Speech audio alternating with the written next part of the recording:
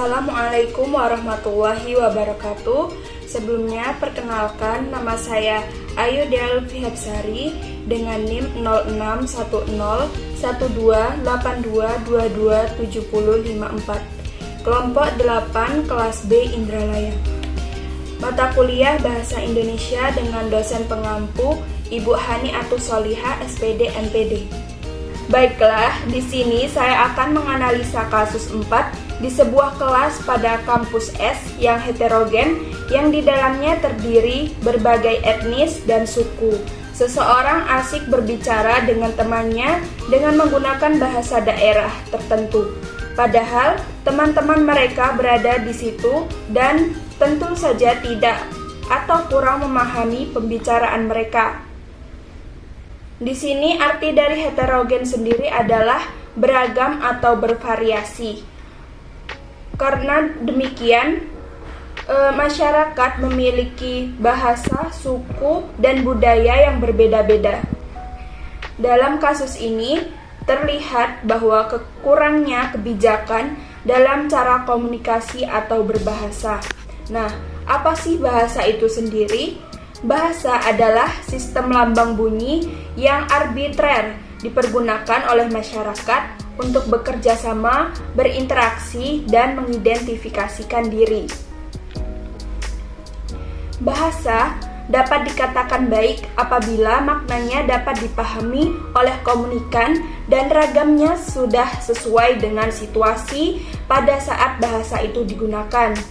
Bahasa yang benar adalah bahasa dengan ragam formal yang mengikuti kaidah bahasa baku. Nah, bahasa adalah salah satu bentuk komunikasi manusia. Manusia merupakan makhluk sosial yang harus berinteraksi dengan sesamanya dalam memenuhi berbagai kebutuhan hidup. Karena itu, manusia tidak mungkin bisa hidup sendiri tanpa berinteraksi dengan orang lain. Di dalam kehidupan sehari-hari, manusia mengenal kebudayaan dan menciptakan berbagai wujud ide, aktivitas, hingga artefak untuk memenuhi kebutuhan hidupnya. Bahasa menjadi salah satu unsur paling penting yang mempengaruhi kehidupan maupun kebudayaan manusia. Bahasa memiliki peran penting dalam kehidupan manusia karena ia menjadi alat komunikasi yang utama. Sebagai alat komunikasi, bahasa meliputi kata, kumpulan kata, klausa, dan kalimat yang digunakan secara lisan maupun tulisan. Sementara pengertian bahasa adalah sistem komunikasi manusia yang dinyatakan melalui susunan suara atau ungkapan tulis yang terstruktur untuk membentuk satuan yang lebih besar, seperti morfem, kata, dan kalimat. Sedangkan dalam perspektif linguistik sistemik fungsional atau LSF, bahasa adalah bentuk semiotika sosial yang sedang melakukan pekerjaan di dalam suatu konteks situasi dan konteks kultural yang digunakan baik secara lisan maupun tulis. Dalam perspektif LSF tersebut, bahasa dipandang sebagai suatu konstruksi yang dibentuk melalui fungsi dan sistem secara simultan. Peran bahasa dalam kehidupan masyarakat berdasarkan pengertiannya. Bahasa termasuk sistem perlambangan yang dipakai secara timbal balik dan dibentuk atas unsur-unsur bunyi ucapan manusia. Hal ini diungkapkan dalam buku Khasanah Antropologi 2009, diterbitkan Pusat Pembukuan Departemen Pendidikan Nasional. Bahasa juga merupakan bagian dari kemampuan manusia yang paling dasar, sekaligus menjadi ciri utama spesies Homo sapiens. Menurut para ahli bahasa, meskipun binatang mempunyai kemampuan menggunakan simbol atau tanda berkomunikasi, tetapi sistem komunikasi tersebut bukan merupakan bahasa. Selain itu, dalam kehidupan manusia, bahasa juga sangat terkait dengan perkembangan budaya ada 3 faktor yang menunjukkan peran bahasa dalam perkembangan budaya. Yang pertama, bahasa sebagai unsur budaya. Setiap aktivitas dalam kehidupan manusia memiliki unsur bahasa di dalamnya. Maka, untuk memahami perkembangan sebuah kebudayaan, terlebih dahulu perlu diteliti perkembangan bahasa dalam masyarakatnya. Yang kedua, bahasa sebagai penanda stratifikasi sosial. Bahasa dapat menunjukkan pola hubungan dan stratifikasi sosial di suatu masyarakat.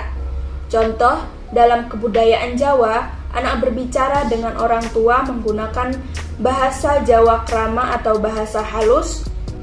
Sementara ketika percakapan dengan orang yang sesama usianya, orang Jawa memakai bahasa ngoko atau bahasa kasar. Nah, yang ketiga, bahasa sebagai simbol budaya suku bangsa. Bahasa dapat menunjukkan simbol budaya di suatu suku bangsa. Hal ini terbukti dari keberadaan dialek atau logat bahasa yang beragam dari berbagai suku bangsa.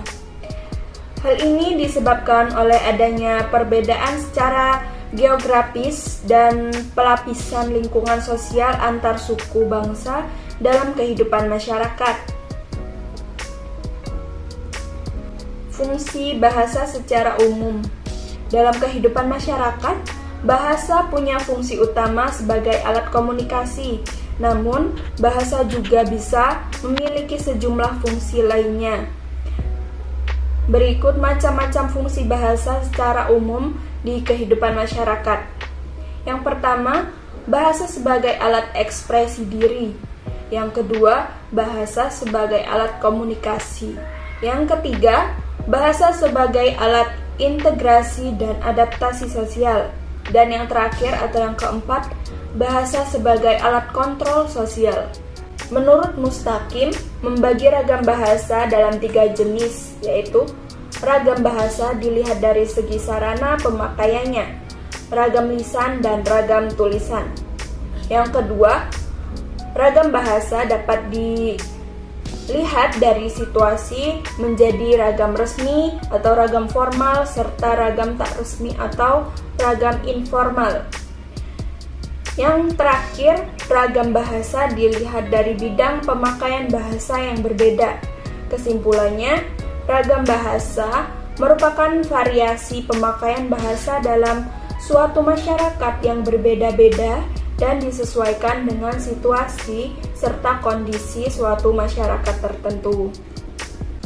Nah, dari kasus yang di atas tadi, menurut saya, sejak Sumpah Pemuda dideklarasikan, kita mengakui bahwa bahasa Indonesia adalah bahasa pemersatu bangsa. Karena bangsa Indonesia yang kaya akan suku budaya serta bahasa daerah, maka bangsa Indonesia menyepakati penggunaan bahasa Indonesia di forum-forumnya yang bersifat umum. Contoh penggunaan bahasa Indonesia sebagai pemersatu bangsa adalah di lingkungan sekolah, di lingkungan masyarakat, dan di lingkungan kantor. Jika di lingkungan sekolah, seseorang asyik berbicara dengan temannya dengan menggunakan bahasa daerah tertentu, padahal banyak siswa lain yang berasal dari suku bangsa lain turut mendengarkan pembicaraan tersebut. Maka kita wajib menegur orang tersebut agar menggunakan bahasa Indonesia. Disampaikan juga alasan mengapa harus menggunakan bahasa Indonesia, seperti untuk menghargai teman yang lain. Yang kedua, agar tidak terjadi salah paham dalam menerima informasi dan agar memudahkan siswa lainnya atau teman lainnya memberikan pendapat jika diperlukan. Baiklah, itulah tadi analisa kasus dari saya. Saya akhiri. Wassalamualaikum warahmatullahi wabarakatuh.